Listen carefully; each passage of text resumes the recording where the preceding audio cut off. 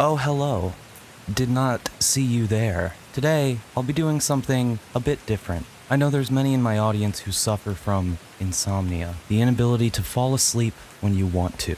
Something that's helped me personally with my insomnia is listening to readings of short stories. Tonight I'll be reading a tale as old as time that has been told throughout all of the world, even to this day. Now, let's get to reading, and I wish you a good night. Once long ago, in a land far to the north, there was a kingdom of giants. The king was enlightened and kind and cared deeply for his citizens. Long into his reign, his benevolence was rewarded by the god of magnanimity, Pupe, and the housing market in the kingdom experienced seemingly exponential growth in value, to the point that mortgages among the giants were grouped and sold as bonds to pay out with the completion of said mortgages. But not all was as well as it seemed in the kingdom, as one day, the height of the market, the king's two sons were having a disagreement. You see, the princes, Yeast and Wis, were twins, born on the same day and miraculously at the exact same time. As so eager were the both of them to enter the world that they shared their mother's birth canal in doing so, which crushed both on one side, leading to Yeast limping on his left foot, while West limped on his right. The two princes were young, though great in stature even among their giant kin, and already they towered above all the citizens in the kingdom. In battle they fought as a pair, both working in synchronicity, each to defend the other's crippled half.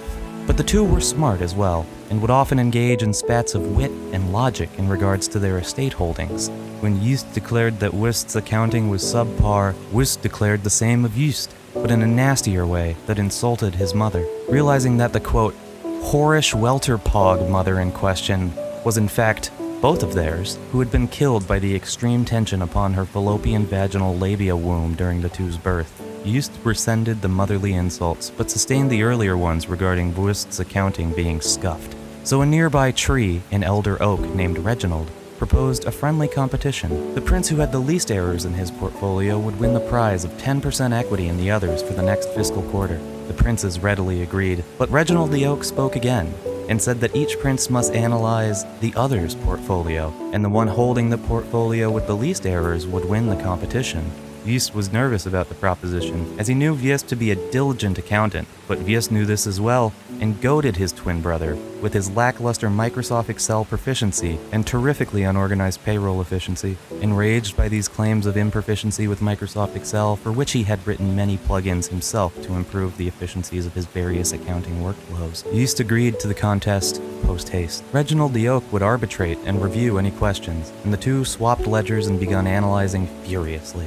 And as they stood in the castle courtyard, each analyzing the other's investment portfolio for possible inconsistencies in the ledger, a passing dragon named Samu lost his bearings in a low dark cloud, and upon exiting it, soared directly into Viest's ribs and struck him down in the middle of the court.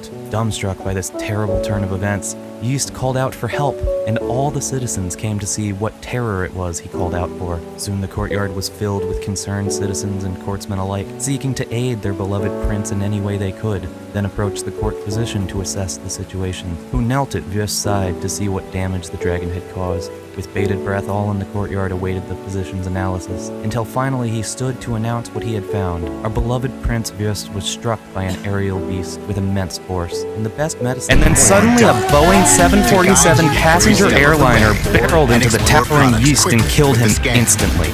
In response to this tragic turn of affairs and the death of his twin sons, which all agreed was orchestrated by Gilder, the scapegoat neighboring kingdom from the Princess Bride, the king declared war on the ocean, of all things, and deployed all the giant legions into the waters at high tide. Adorned with the finest weapons and armor in all the lands, the legions waded down to fight the ocean, and all drowned immediately. 'Tis a tragedy told through the ages, though, with modern science, we've been able to analyze the remains of the felled giant princes, who many believe could have survived both impacts, as their skin was tough as steel, and their ribs reinforced to prevent shaking during earthquakes. Unfortunately, the dragon was drinking a can of raspberry G Fuel, whose sheer acidity tore through the prince's tough skin and ulcerated their organs. Though many scientific contemporaries have claimed that the acidity of raspberry G Fuel is not sufficient to melt steel skin, this was the accepted conclusion. And to this day, we shall never forget the fall of the twin princes. I hope you enjoyed that story, and I hope you have a wonderful night. Thank you.